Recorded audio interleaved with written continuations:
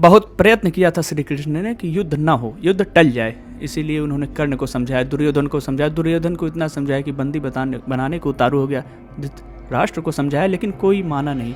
और जब एक बार समर का शंख फूंक दिया उन्होंने, तो फिर आगे बढ़ते रहे। हमारे देश में यही स्थिति अभी है कि कुछ लोग शांति की बात कर रहे हैं, पीस की, कि जंग कौन चाहता है, युद्ध किसी चीज़ का हल नहीं है, शांति चाहिए। बिल्कुल मानता हूँ कि युद्ध किसी चीज़ का हल नहीं है, लेकिन क्या तब भी शांति कायम नहीं हो सकती थी जब पांडवों को दुर्योधन ने कहा कि फिर से तुम वनवास चले जाओ, अब सुई की नोक के बराबर ज़मीन न दूंगा तुमको, बिना युद्ध के चले जाते, जी रहे थे, खा रहे थे, उसे जीते खाते, लेकिन नहीं गए। क्योंकि बात आत्मसम्मान और राष्ट्र पर थी। बात अभी भी वही है, आत्मसम्मान और राष्ट्र पर है। तो अगर भारतवर्ष ने श्री कृष्ण की तरह बहुत प्रयास किए कि युद्ध ना हो, टल जाए, अभी भी कर ही रहा है, लेकिन अगर इसमें सफलता नहीं मिली और युद्ध करना ही पड़ गया, तो फिर अर्जुन को समझाना पड़े या पितामह के लिए स्वयं चक्र उठाना पड़े। दोनों के लिए भारतवर्ष तैयार है।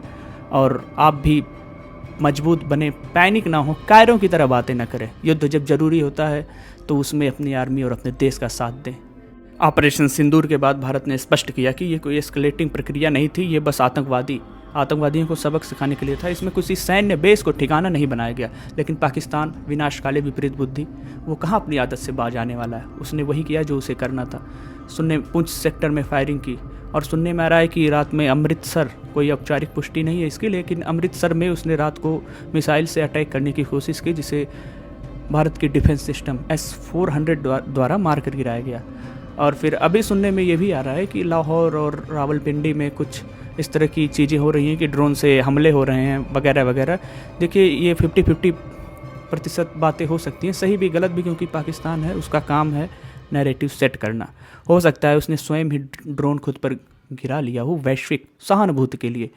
तो इस तरह की चीज़ें हैं, ऐसे नैरेटिव से हमें बचना चाहिए। ये सोशल मीडिया पर ये खाली पाकिस्तानी बड़े एक्टिव रहते हैं, इस पर ध्यान दें आप।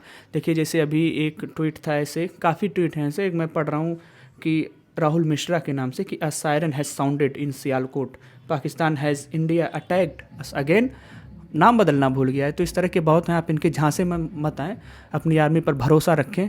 और आपसे 2 निवेदन और है कि किसी मूवमेंट का, आर्मी के डिप्लॉयमेंट का, मूवमेंट का सोशल मीडिया पे मत अपलोड करें इसको, अपने जाने अनजाने में आप अपना नुकसान करेंगे। और दूसरी विनम्र निवेदन ये है कि अगर आर्मी का कोई जवान, CRPF या बेल्ट का कोई जवान दिखता है आपको ट्रेन बसेस में, तो उनको अपनी सीट दें। हम बोल रहे हैं क्योंकि वो वहाँ हैं, आप स्वयं समझदार हैं कि आपको क्या करना चाहिए। तो चलते चलते फिर से मैं यही कहूँगा कि युद्ध ना हो, पूरा प्रयास भारतवर्ष कर रहा है श्री कृष्ण की तरह, लेकिन अगर युद्ध हो गया तो आपको भी अर्जुन बनना पड़ेगा। हर सवालों के जवाब मिलेंगे, लेकिन आपको अर्जुन बनना पड़ेगा और युद्ध में उतरना पड़ेगा। हर समय तैयार और तत्पर रहें युद्ध के लिए। जय हिंद, जय भारत।